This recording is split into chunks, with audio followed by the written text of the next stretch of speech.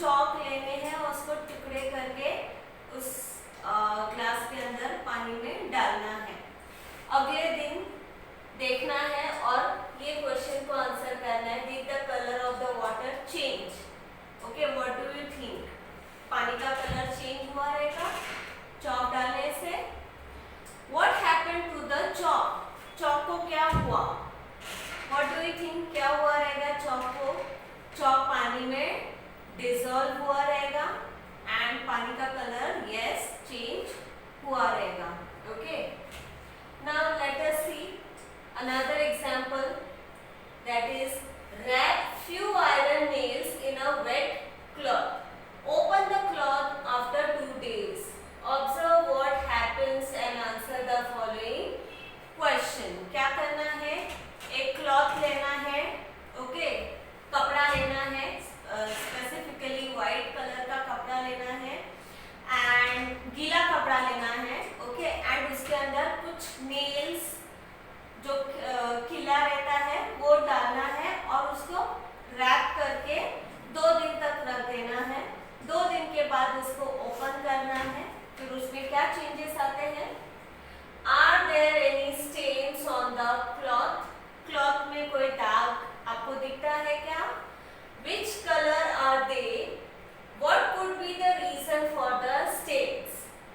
Okay, are there any stains on the cloth? What do you think? Iron को अगर आप पानी के कपड़े में रैप करके रखोगे तो क्या उसमें कोई दाग लगेगा? यस, ऑफ कोर्स, स्टेन रहेगा क्लॉथ में। कौन से कलर का रहेगा वो stand?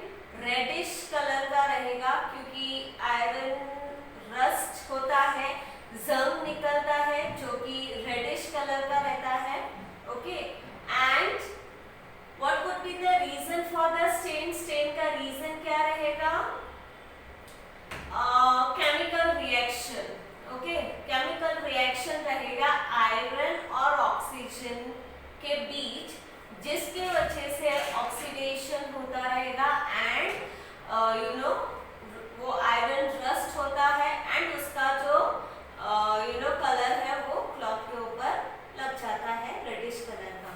Okay, Now you can see here in the picture, आपको दिख रहा है यहाँ पर क्लॉथ में आयरन है, ओके, और कैसे वो रेडिश कलर का स्टेन लगता है। ओके, तो ये क्यों होता है? Because of chemical reaction. Now see geographical explanation. Water plays an important role in chemical weathering. Chemical weathering के लिए water is an important factor. It plays a very important role. Rock is a mixture of many minerals. Water is a universal solvent. As you all know that water is a universal solvent. मतलब water में आप कुछ भी डालो, water में वो क्या हो जाता है? कुछ भी मतलब कुछ भी नहीं, जो सॉल्यूबल चीजें हैं वो अगर आप डालते हो पानी में तो वो क्या हो जाता है? डिसॉल्व हो जाता है पानी में। Okay, so water is universal solvent. Okay, and rock is a mixture of many minerals. जो रॉक रहता है उसमें बहुत सारे मिनरल्स रहता है। It is a mixture of many minerals. Okay, many things get dissolved easily in water. बहुत सारी चीजें वाटर में easily dissolve हो जाती है। अगर आप घर में एक्सपेरिमेंट करते हो तो if you take sugar, if you take salt, it easily dissolves in water, right? तो dissolve हो जाता है। The solubility increases because the matter has dissolved in water. Okay, तो बहुत सारी जो चीजें रहती है वो पानी में डिसॉल्व हो जाती है और जब वो डिसॉल्व हो जाती है पानी में तो एक वो सॉल्यूशन बन जाता है और वो सॉल्यूशन की सॉल्युबिलिटी इंक्रीज हो जाती है। Okay, and those materials which do not dissolve easily in water get dissolved in such solution. And वो सारे मटेरियल्स जो पानी में इजीली डिसॉल्व नहीं होते वो ऐसे सॉल्यूशन में डिसॉल्व हो जाते हैं। ओके, जिसमें ऑलरेडी कुछ डिसॉल्व हुआ है वाटर में, ओके, वैसे जो सॉल्यूशन है उसमें बाकी दूसरे सॉल्यूशन जो वाटर में इजीली डिसॉल्व नहीं होते वो डिसॉल्व हो जाते हैं easily, okay. In the areas that receive heavy rainfall, chemical weathering occurs in the following way, okay। chemical weathering जो है वो ज़्यादातर वैसे एरियाज में होते हैं जहाँ पर रेनफॉल होता है, ओके, हैवी रेनफॉल होता है, और ह्यूमिड और वेट रीजन जो रहता है वहाँ पर केमिकल वेदरिंग ज़्यादातर होता है। And it happens in the following way. First is carbonation.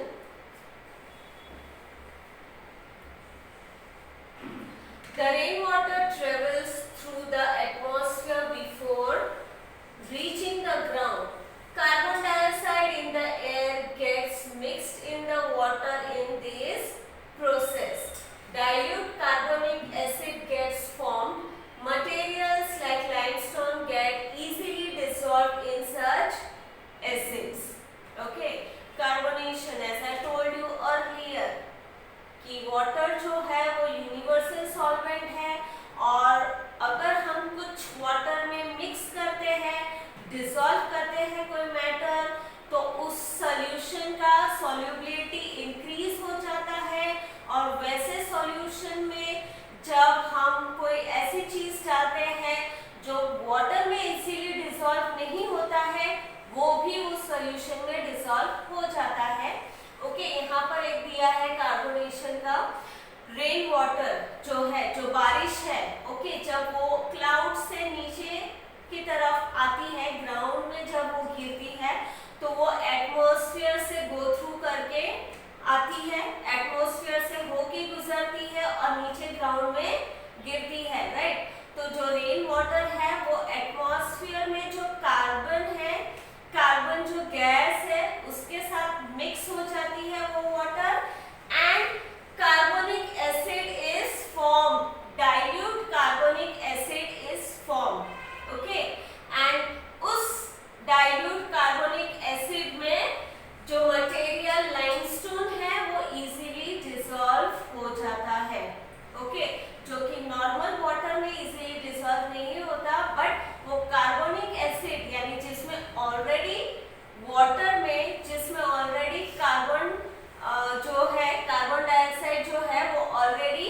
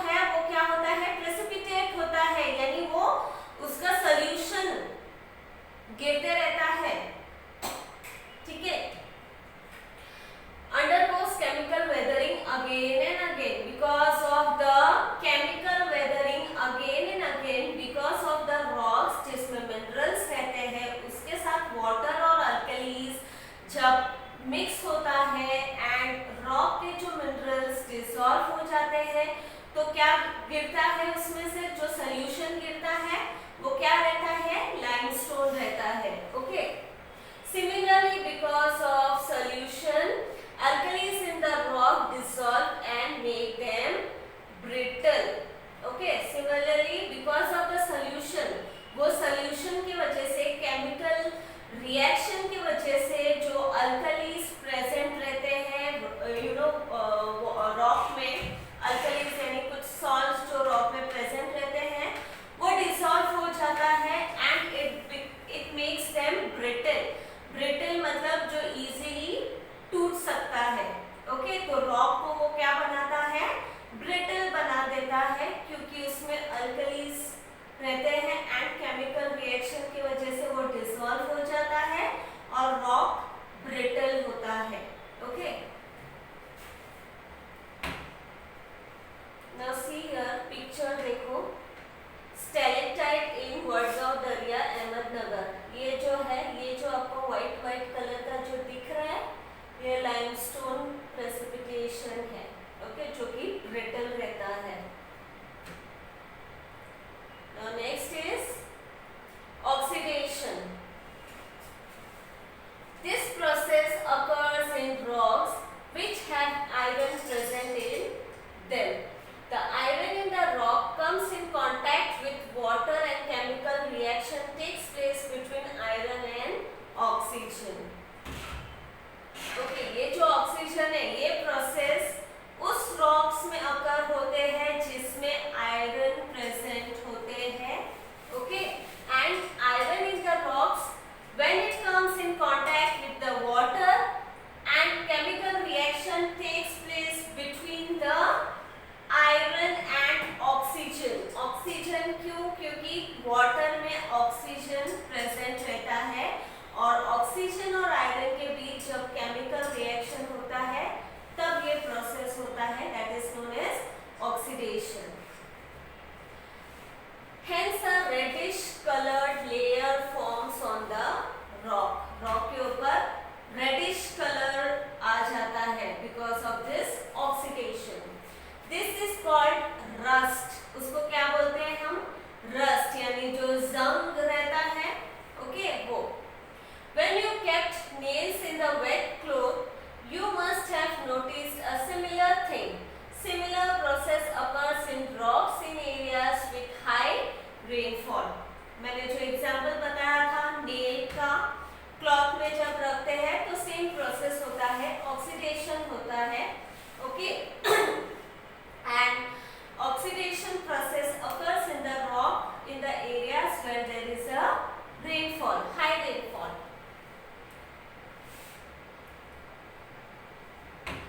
There are many more processes involved in chemical weathering beside the ones mentioned above. Daily life examples include moistening of table salt in rainy season, apple slices turning brown, etc. Okay, there are many more processes involved in chemical weathering besides the one that is mentioned above. यानी जो carbonation है, solution है, oxidation है, उसके अलावा भी और भी बहुत सारे प्रोसेसेस है केमिकल वेदरिंग के।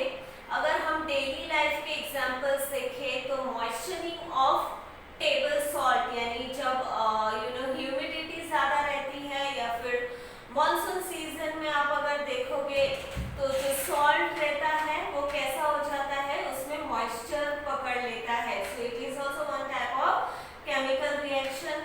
And also the Apple slices turning brown. जब आप एप्पल कट करते हो और उसको ऐसे ओपन एयर में रखते हो कुछ टाइम के लिए